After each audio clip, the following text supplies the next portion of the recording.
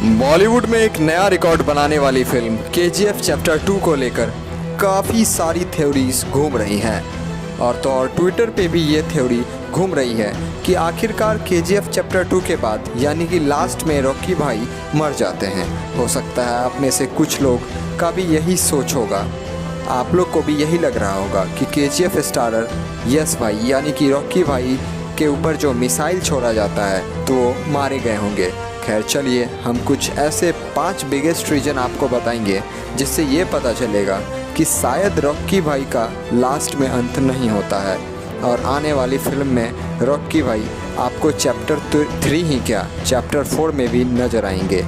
चलिए कुछ पॉइंट्स आपसे शेयर करता हूँ लॉजिक के हिसाब से। वैसे मेरी बातें और थ्योरीज कितनी सच होती है ये तो वक्त ही बताएगा।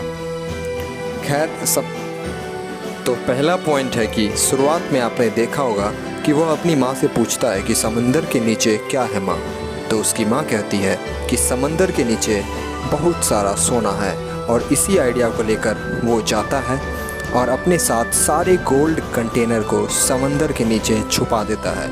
अब मूवी का मेन डायलॉग है उसे क्या चाहिए, तो अभी तो सिर्फ उसने इंडिया पे कब्जा किया था, दुनिया पर कब्जा करना तो अभी बाकी था। तो यही सवाल है और इसी कहानी को आगे बढ़ाता है। इसके बाद वह अपनी माँ से एक वादा भी किया कि वह दुनिया का सबसे रिचेस्ट और पावरफुल आदमी बनेगा। इंडिया का रिचेस्ट और पावरफुल आदमी तो वो बन गया, लेकिन दुनिया का क्या? दुनिया का तो अभी वो नहीं बना है। तो अभी उसे दुनिया का बनने के लिए उसे और आगे बढ़ना होगा और रॉकी भाई इसलिए भी जिंदा। वहीं रॉकी जब रिविका सेन यानी कि प्राइम मिनिस्टर से मिला तब रिविका सेन ने उसे वार्न किया था कि तुम मुझसे मत लड़ो क्योंकि वार शुरू हो जाएगा। रॉकी ने उनसे कहा था कि अगर लड़ाई हुई तो जीत उसी की होगी। इससे भी पता चलता है कि रॉकी के पास एक बड़ी सी आर्मी है जिससे वो इतनी आसानी से नहीं मरने वाला। वहीं फिल्म का एंड होता है तो एक फ्लैशबैक सीन आता है जिसमें डॉक्टर के पास जब निमोनिया का प्रॉब्लम लेकर रॉकी की माँ जाती है तो डॉक्टर कहता है तुम इसे इतना लेट क्यों लेकर आई हो, क्या तुम इसे मारना चाहती हो, कहीं यह मर गया तो? तब उसकी माँ ने अपने बच्चे को उठाते हुए कहा कि ये मर नहीं सकता, इसे जीना होगा। इसके बाद वहाँ पर एक नर्स मौजूद होती है जो उसे 100 साल की दुआएं देती है। इस फिल्म के अंदर एक एक छोटी डायलॉग्स भी ध्यान से रखा गया है। 100 साल की दुआ मिली है तो रॉकी भाई इतनी जल्दी तो टपक नहीं सकते। वहीं फिल्म के अंत में एक सीन साफ दिखाया गया है कि रॉकी इंटेंशनली सारा सोना लेकर इंटरनेशनल बॉर्डर की तरफ जाता है। इसके पीछे भी कोई रीजन रहा होगा क्योंकि फिल्म के अंदर कहीं पर भी कोई ऐसा पॉइंट नहीं है जहां पर रॉकी कोई भी काम जानबूझकर या गलती से करता है या फिर उसे अपने आप को ख़त्म करने का नौबत आ जाए।